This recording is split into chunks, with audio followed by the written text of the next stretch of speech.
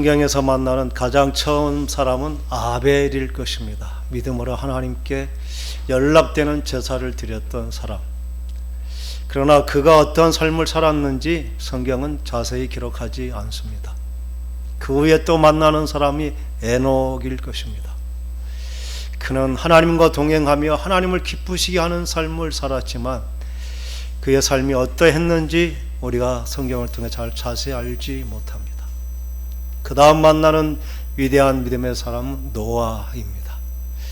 그는 하나님의 말씀을 따라 정말 산 꼭대기에서 방주를 짓는 그 참 사람들의 보기에 참 답답하고 어리석은 일을 하나님을 믿고 신뢰함으로 일평생 그 사명을 감당했던 위대한 믿음의 사람.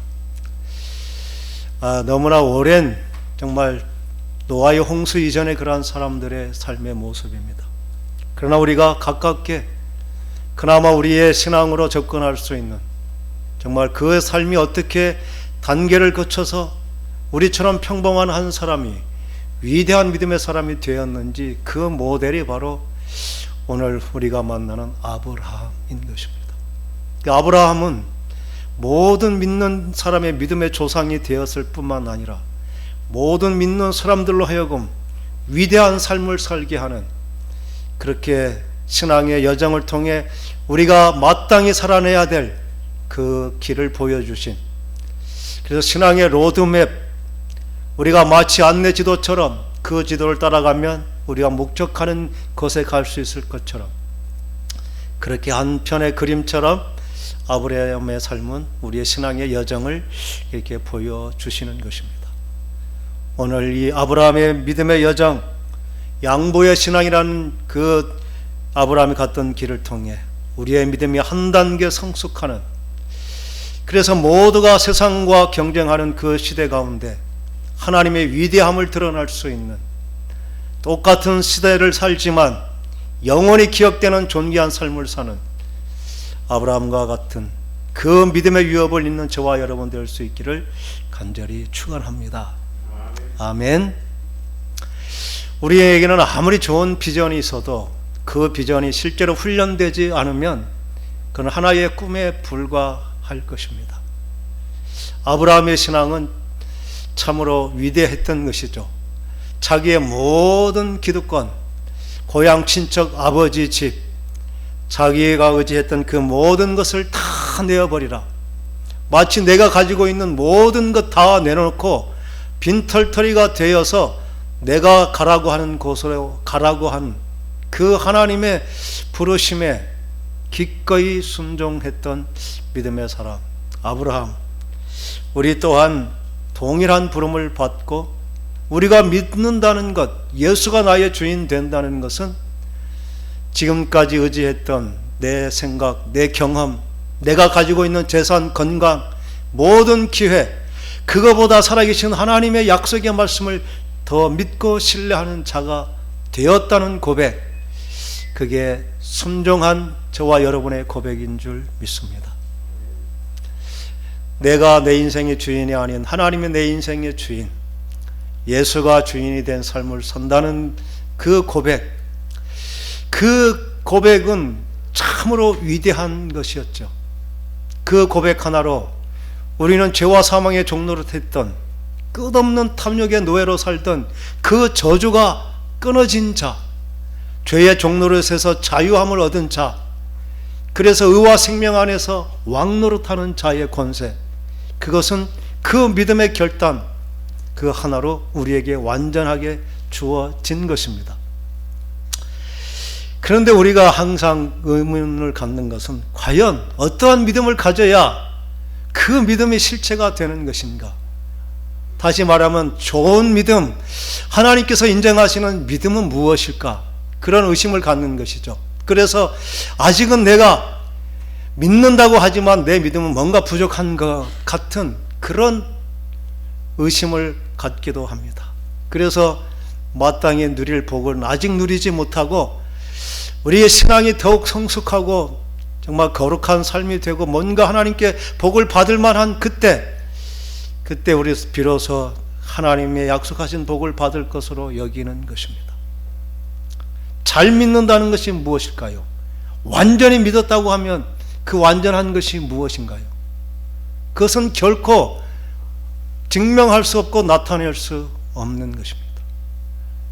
분명한 사실은 내가 내 입술로 살아계신 하나님을 아버지라 부르고 예수님이 나의 구원자 되심을 믿고 내가 하나님 앞에 영생의 존재가 될 수 있는 유일한 길은 예수님이 나의 구주가 된다는 사실을 고백했다는 것, 그거 외에 어떠한 것도 우리에게서 다른 믿음을 확증할 수 있는, 완전하다고 증명해 줄 수 있는 것은 아무것도 없습니다.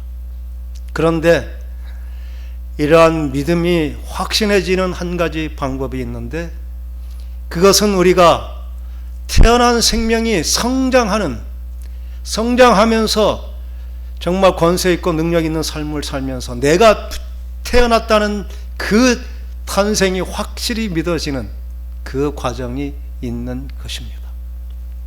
저와 여러분은 예수님을 믿는 그 순간 이 땅의 권세를 이긴 하나님의 자녀로 새 생명으로 태어난 존재가 된 줄 믿습니다.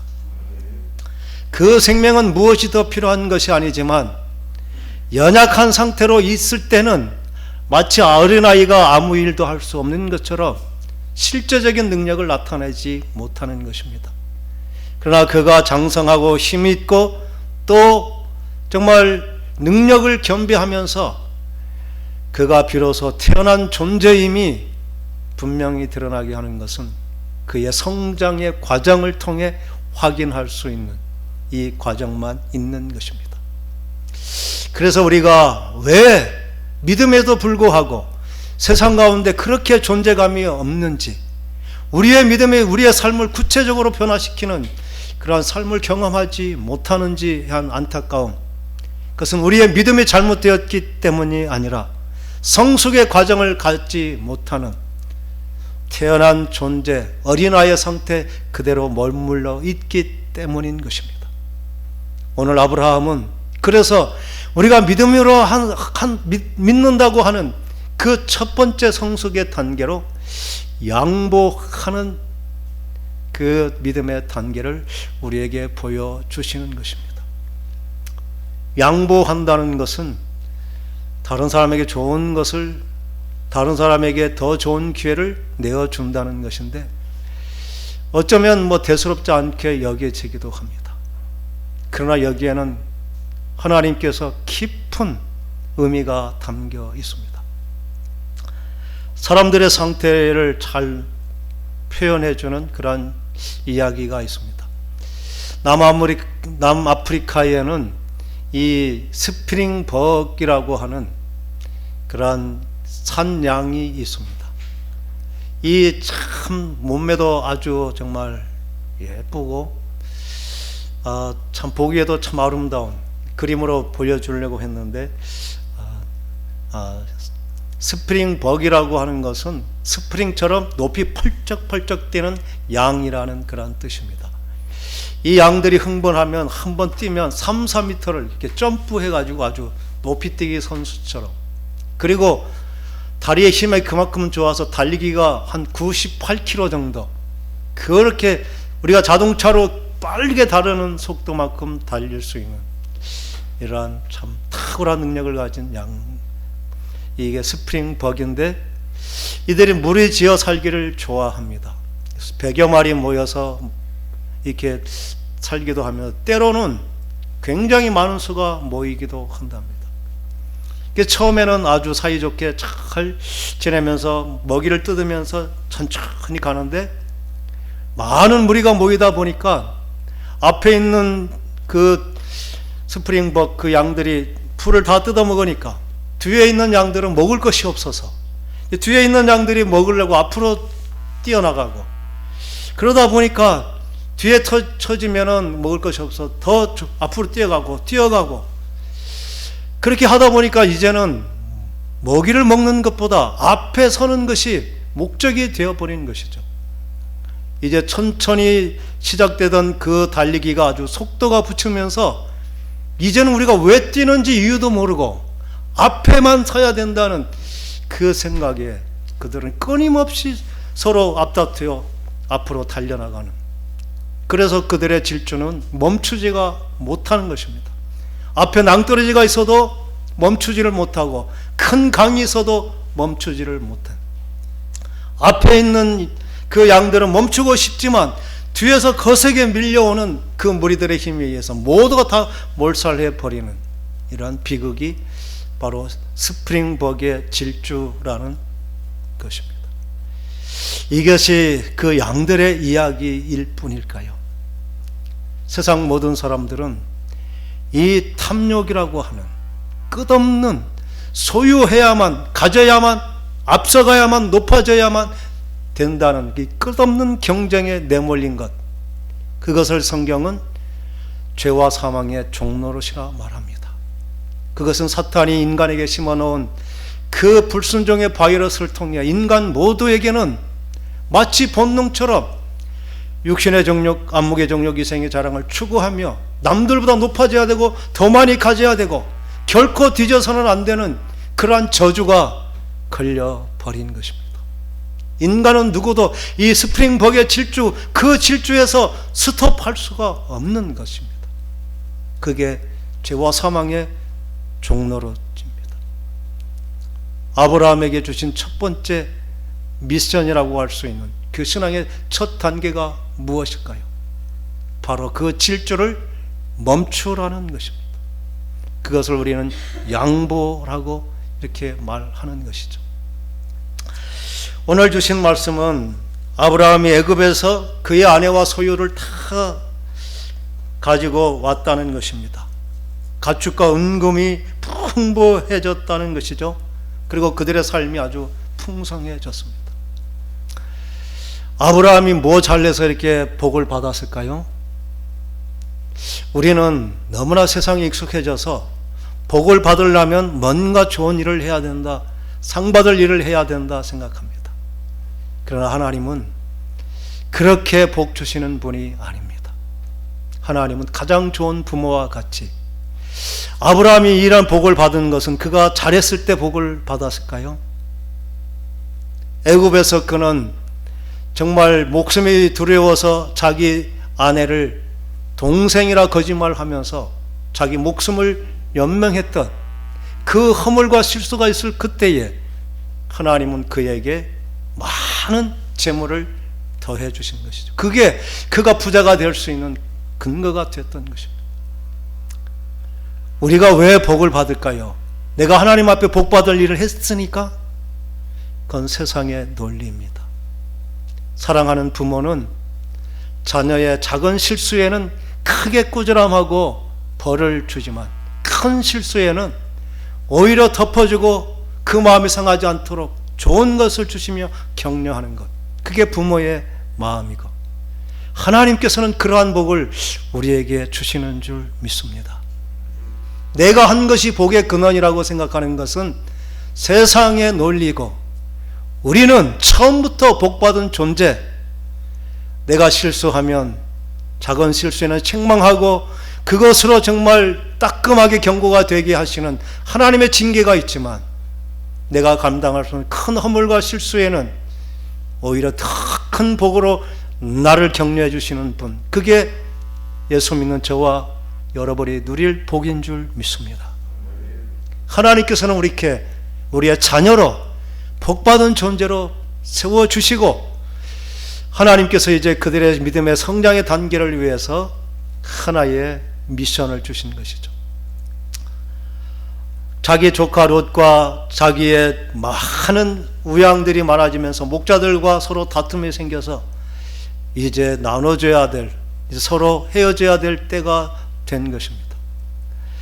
아브라함이 조카 롯을 불러서 먼 온 들녘을 바라보면서 이제 8절에 이렇게 말씀하십니다. 아브라함이 롯에게 말하기를, 우리는 한 친족이다. 너와 나나 너의 목자나 내 목자나 서로 다투게 하지 말자. 너 앞에 온 땅이 있지 아니하냐. 나를 떠나라. 내가 좌편을 택하면 나는 우편을 택하고, 너가 우편을 택하면 나는 좌편을 택하겠다. 마치 우리가 서부 개척 시대에 누구든지 빨리 가서 깃발을 꽂고 금을 그어서 이거 내 땅이다 하면 자기 땅이 되었던 시대를 우리는 서부 영화를 통해서 보았습니다. 지금 아브라함의 삶의 지형이 그렇습니다. 먼저 가서 이것이 내 땅이다 말하면 자기 땅이 되는 그것이죠. 그런데 당연히 아버지와 같은 그러한 아버지 삼촌이고 또 지금까지 정말 온 식구들을 이끌었던 그러한 아버지의 자리, 그 권세를 가지고 당연히 내가 먼저 좋은 것을 할 테니까 내가 남은 것을 하라고 말할 수 있었지만 아브라함이 그렇게 하지 않은 것이죠. 아마 이것은 아브라함에게 하나님께서 감동으로 주셨을 것입니다. 내가 과연 정말 너보다 조카에게 더 좋은 것을 줄 수 있겠느냐는 그러한 마음의 감동. 아마 하나님께서는 그렇게 믿음의 사람들로 하여금 마음의 감동을 주시고 그 감동에 순종하는지 그 여부를 통해 우리를 시험하시는 것입니다. 기록되지는 않았지만 아브라함이 뜬금없이 그렇게 양보한 것은 결코 아닐 것입니다. 저와 여러분에게도 오늘 이 아브라함이 스스로 양보했던 그 마음의 감동이 하나님께서 내게 주신 그러한 감동으로 받아들일 수 있는 저와 여러분 되기를 간절히 소망합니다. 양보라고 하는 것은 이렇게 어떤 조건부의 축복이 결코 아닙니다. 하나님께서 정말 나의 주인이 된 사람, 그리고 하나님의 복을 받는 사람들은 세상과 구별된, 세상이 좋아하는 그러한 것에 똑같은 마음을 두지 않는 이 아브라함의 마음이 주어지게 되는 것입니다. 아브라함의 선택은 어떻게 보면 세상에 보기에 굉장히 참 미련하고 어리석은 것일 것입니다. 지난번에도 이 말씀을 하면서 말씀을 드렸는데, 저는 아브라함도 위대했지만 그의 아내, 그의 자녀들이 더 위대하다는 생각이 들기도 했습니다. 지금 시대에 정말 내가 좋은 기회가 있고 그것을 하면 대박나는 아파트 당첨권 같은 그런 기회를 그냥 다른 사람에게 넘겨줬다고 집에 와서 얘기하면 잘했다고 칭찬할 그런 식구가 있을까요? 여러분 칭찬할 것 같네요. 아무도 칭찬하지 않겠죠. 그런데 아브라함의 식구들은 그 아브라함의 결정에 대해서 아무런 불만이 없을 만큼 아브라함의 삶은 정말 자녀들 그리고 식구들에게도 인정받는 그러한 삶이었다는 것을 또 기억하게 됩니다. 우리의 삶은 그렇게 나 혼자만 하나님 앞에 되는 것이 아니라 내 삶에 가까이 있는 사람들로 하여금 하나님의 영향력을 느끼고 보고 감동케 하는 것, 그게 온전한 믿음의 사람들의 가는 길인 줄 믿습니다. 우리는 무엇인가 억지로라도 해서 되는 것, 그것을 좋은 것으로 여깁니다. 그러나 진정 좋은 것은 시작은 내가 의지를 가지고 시작하지만 어느 순간 저절로 되어지게 되는 것, 전혀 부담이 없는, 시작은 내가 해야지 결단하고 시작했지만 하다 보니까 내가 의지로 했던 것보다 저절로 그렇게 사라지는 삶.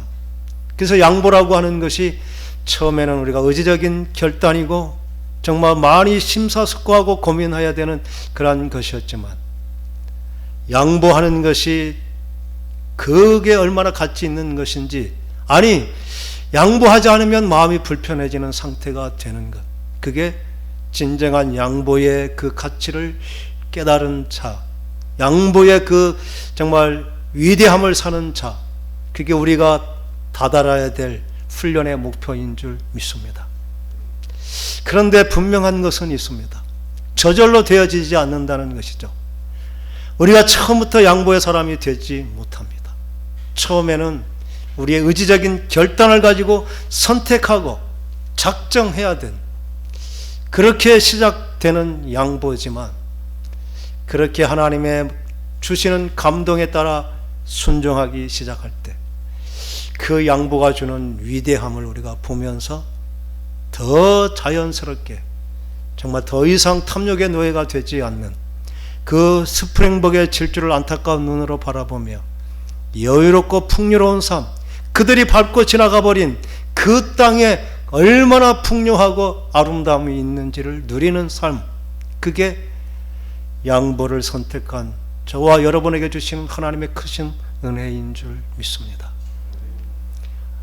우리는 그 순간의 경쟁에서 뒤지면 마치 우리가 인생의 낙오장가 된 것처럼 불안해하고, 그래서 지금 내가 잃어버린 것이 마치 인생을 다 잃어버렸냐, 하나를 잃었다고 절망하고 슬퍼하고 낙심하는, 그래서 다시 정말 힘을 얻는 대로 다시 그 질주에 따라가는, 그게 하나님을 알지 못하는 죄와 사망에 매여 있는 사람들의 모습입니다. 오늘 저와 여러분은 정말 소유의 노예가 아닌 하나님 앞에서 내가 어떤 존재인지, 내게 주신 지금의 삶이 하나님께서 약속하신 가장 아름답고 복된 기업의 땅인 것임을 그렇게 깨닫고 믿고 평안히 살 수 있는 저와 여러분 될 수 있기를 간절히 소망합니다. 하나님은 구체적인 믿음의 능력을 우리에게 주시는 것입니다. 우리는 예수 믿고 얻은 큰 권세와 능력을 귀신을 쫓아내고 병을 치유하고 어떤 예언을 하고 신령한 은사를 하는 것, 그게 하나님이 주신 은혜와 어떤 권세인 줄 우리가 착각하며 살았던 것입니다. 그것은 하나님께서 우리의 믿음을 확진시켜주는 그러한 하나의 수단인 것입니다. 그것이 우리가 받을 구체적인 삶의 권세가 아닙니다. 하나님께서 우리에게 주신 믿음의 권세는 더 이상 죄와 사망의 종로로 타지 않는 것, 그래서 더 많은 것을 추구하고 높은 자리, 그리고 경쟁에서 지지지 않으려고 하는 끝없는 그러한 탐욕의 경쟁에서 멈춰 설 수 있는 것, 그 자리에서 하나님의 말씀을 듣고 하나님의 음성을 듣고 또 하나님이 주신 복을 내 복으로 여길 수 있는 것, 하나님과 함께 함이 가장 큰 복이 되는 줄 믿습니다. 오늘 아브라함의 삶은 그것을 보여주는 것입니다. 우리가 양보한다는 것은 너무나 자연스럽고 그렇게 살았죠. 아담과 하와는 이 양보라는 것을 의식하지도 않았고, 좋은 것이 있으면 나보다, 아담은 하와에게 주고 싶었고 하와는 맛있는 것이 있으면 내가 먹기 전에 아담에게 주기를 기뻐하는 그런 자연스러운 삶이었는데, 사탄이 우리에게 심어놓은 더 좋은 것, 더 높은 것, 더 많은 것을 가져야 비로소 성공한 인생이 된 것처럼 끝없는 그러한 욕심과 탐심의 정욕의 노예가 되게 해버린 그 저주를 우리가 극복하지 못한, 그래서 우리는 하늘처럼 넓었던 우리의 마음이 밴댕이의 속처럼 좁은 것이 되어버린 것입니다. 누가 이 밴댕이 속 같은 좁아진 우리의 마음이 다시 넓어질 수 있을까? 그게 아브라함이 우리에게 주시는 우리의 속을 넓히는 비결, 그게 바로 하나님께서 주신 양보라는 그 훈련의 과정을 통해 우리의 마음이 하나님처럼 넓어지는 그 경험을 하게 하시는 것, 그게 오늘 양보라고 하는, 우리가 생각하기 아주 사소한 것 같지만 그 사소한 하나, 더 이상 나는 더 많이 가지려는 경쟁에서 멈춰 설 수 있는, 이것은 마치 모두가 멸망으로 치닫는 그 엄청난 과속도가 붙은 기관차를 정지시키는 강력한 브레이크와 같은 것, 그게 내가 양보라는 그 양보를 실천하는 결단, 그것은 작은 것이 아니라 우리의 인생을 역전시키는, 멸망에서 생명길로 가게 하는 가장 위대한 능력, 그게 하나님께서 우리에게 양보에게 주신 놀라운 은혜인 줄 믿습니다. 저와 여러분, 아브라함의 믿음을 쫓은 우리들은 양보하는 것, 그 훈련에서부터 우리가 과연 얼마나 성숙한 믿음의 사람이 되었는가를 훈련하는 첫 단계입니다. 양보는 아주 사소한 것에부터 시작되죠.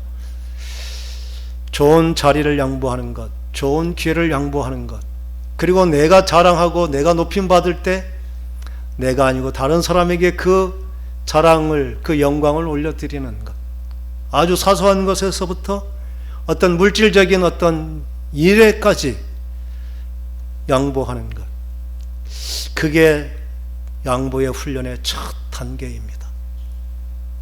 내가 먹고 싶은 것, 그러나 그것을 참고 정말 나보다 더 절박한 다른 사람에게 먹을 것 하나라도 양보하는 것, 그게 그냥 힘이 없고 정말 게을러서 먹을 것이 없어서 나쁜 것을 먹는 것, 그것은 양보가 아니죠. 그런 것이 아니라 당연히 내가 누릴 그러한 자유와 권세가 있음에도 불구하고 그것을 포기하고 다른 사람에게 넘겨주는 것, 그게 양보입니다. 그것은 작은 것 같지만 우리의 인생에 완전히 방향을 바꾸게 하는, 그래서 죄와 사망의 종노릇이 아닌 하나님의 권세 있는 당당한 삶을 살게 하는 것. 우리는 이 롯과 아브라함의 선택을 봅니다. 롯은 여전히 세상 사람들처럼 더 좋아 보이고 더 이익이 되는 그것을 기꺼이 선택하고 뒤도 돌아보지 않고 그것을 빼앗길까 봐 얼른 떠나버리는 것, 그게 모든 세상 사람들의 그런 선택이죠. 왜 손해보는 것입니다. 왜 양보하는 것이죠. 그러나 그의 선택의 결과는 잠시 기쁨을 누리고 잠시 만족을 누리지만 그 길은 영원히 멸망의 길, 소돔과 고모라 그 멸망의 길이었음을 성경은 분명히 보여줍니다. 우리는 왜 롯이 그렇게 선택했을까? 롯이 다른 사람보다 특별히 욕심이 많아서 그럴까요? 롯은 하나님을 진정으로 만나지 못했기 때문입니다.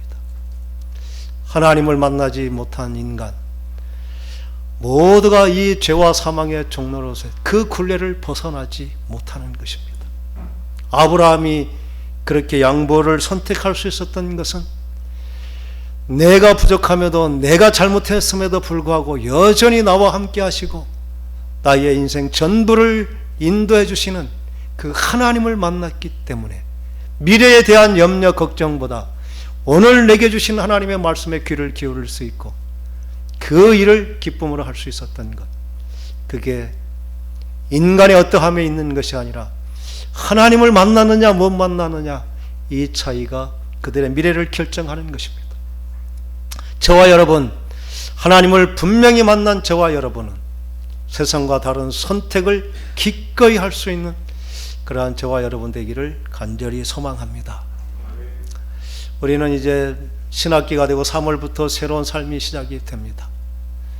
힘이 없고 미련하고 어리석어서 뒤처지는 것, 그것은 결코 양보가 아닙니다. 우리는 그렇게 뒤처진 인생을 살라는 것이 아닙니다. 하나님은 우리에게 주신 작은 것에 충성을 다하는 자, 자기의 달란트에 갑절을 남기는 최선을 다하는 삶, 성실하고 근면한 삶을 하나님은 요구하십니다. 당연히 그렇게 살아내는 것입니다.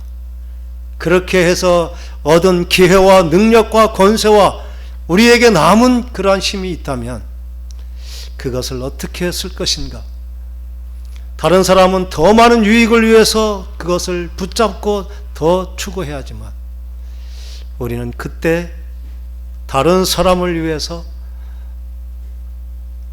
기회를 양보할 수 있는, 그래서 기꺼이 물러설 수 있는 자, 이것은 저절로 되는 것이 아니라 하나님께서 그때에 우리에게 분명한 감동을 주십니다. 아무런 생각 없이 느닷없이 하는 것이 결코 아닙니다. 하나님은 늘 우리 일상 가운데 그러한 상황 앞에서 감동을 주시고 그러한 정말 나의 지각을 하나님께 사용하시면서 교제하시는 하나님이지, 하나님은 가만히 계시고 우리는 그냥 우리 의지대로 하는 것은 결코 아닙니다. 아브라함이 하나님과 함께 하면서 그러한 감동이 있는 것, 그게 성령의 내주하심이고, 매 순간 하나님의 주시는 그러한 감동이 그의 깨어있는 자, 그게 성령과 동행하는 우리가 일상 가운데 살아내야 될 믿음의 삶인 줄 믿습니다. 양보라고 하는 것은 많은 것 중에 내가 필요 없는 것 한두 개를 주는 것이 결코 아닙니다. 양보라고 하는 것은 소중하고 내가 아끼고 내가 귀중히 여기는 것, 그것을 꼭 필요한 절박한 사람에게 기꺼이 대가를 바라지 아니하고 내어주는 것, 그게 양보입니다. 처음부터 그렇게 되는 것은 아닙니다.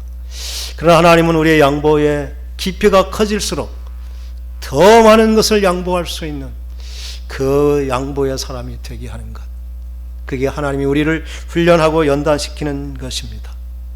하나님께서 우리에게 큰 것을 요구할 때 비로소 우리는 큰 그릇으로 지어져 가는 그 하나님의 그 은혜를 우리가 마음으로 기뻐하면서, 또 그러한 하나님의 비전에도 그러한 미션에도 능히 응답하는 저와 여러분 될 수 있기를 간절히 소망합니다.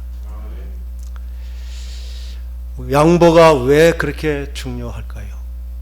하나님께서는 이 양보가 너무나 중요하셔서 이 양보를 통해 하나님은 놀라운 비전을 주십니다.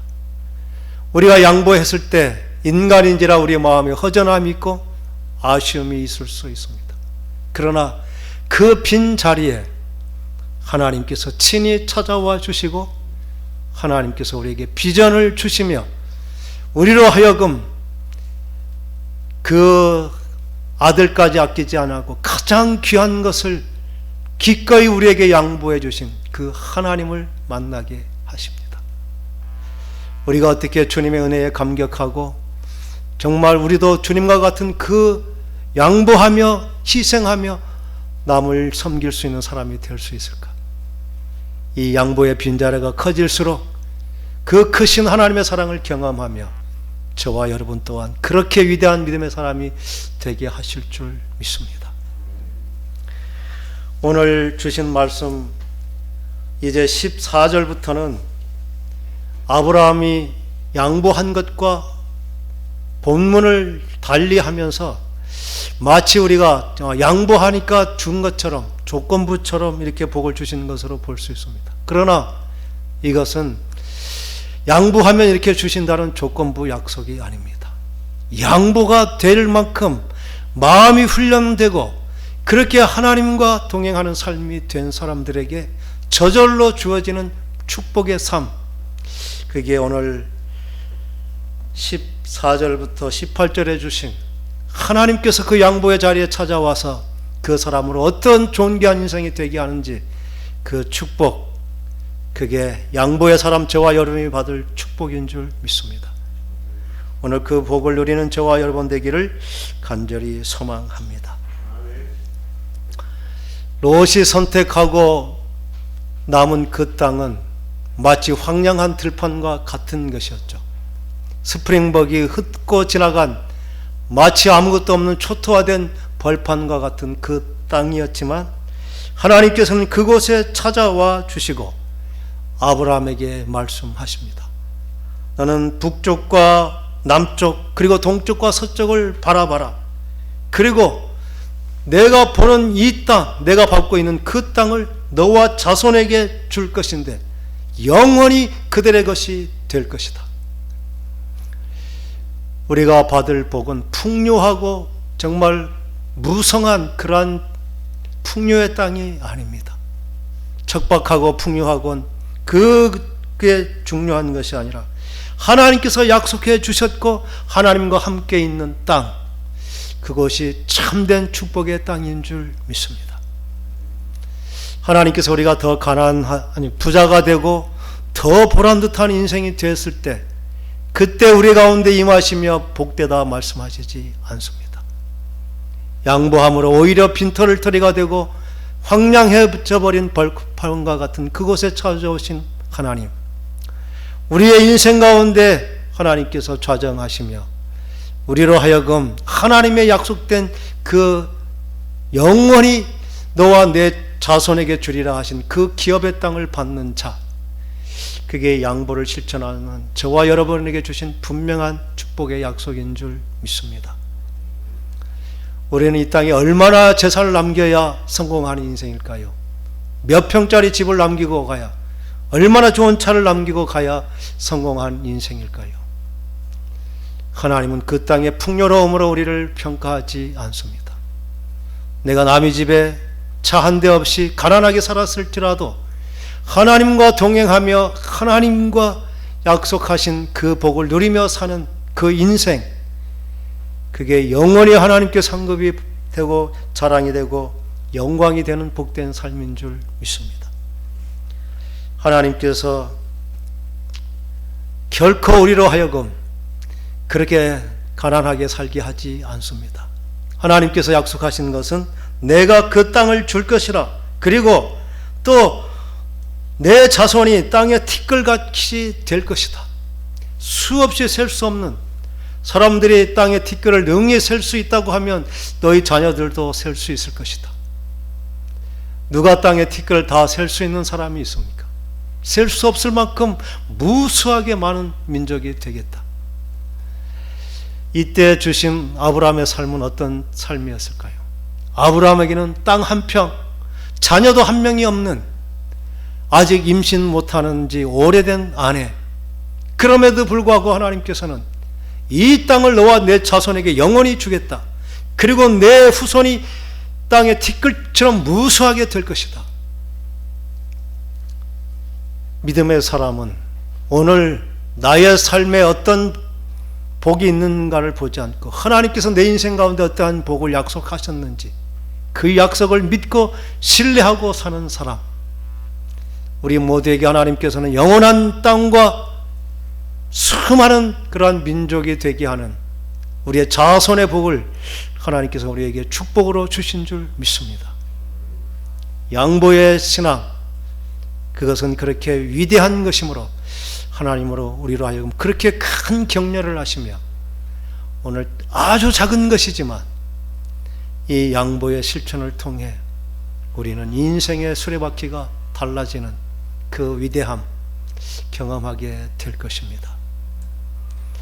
경쟁에서 앞서는 것만이 최고가 아니라 때로는 멈춰서서 주님의 음성을 들으며 정말 주님과 동행하는, 그렇게 해서 이제 더 이상 탐욕의 노예가 되지 아니하고 소유의 존재, 소유로 만족하는 인생이 아닌 하나님께서 나와 동행한다는 그 존재의 확신으로 정말 세상 가운데 세상을 변화시킬 수 있는 능력 있는 삶을 사는 저와 여러분 될 수 있기를 간절히 축원합니다. 기도하겠습니다.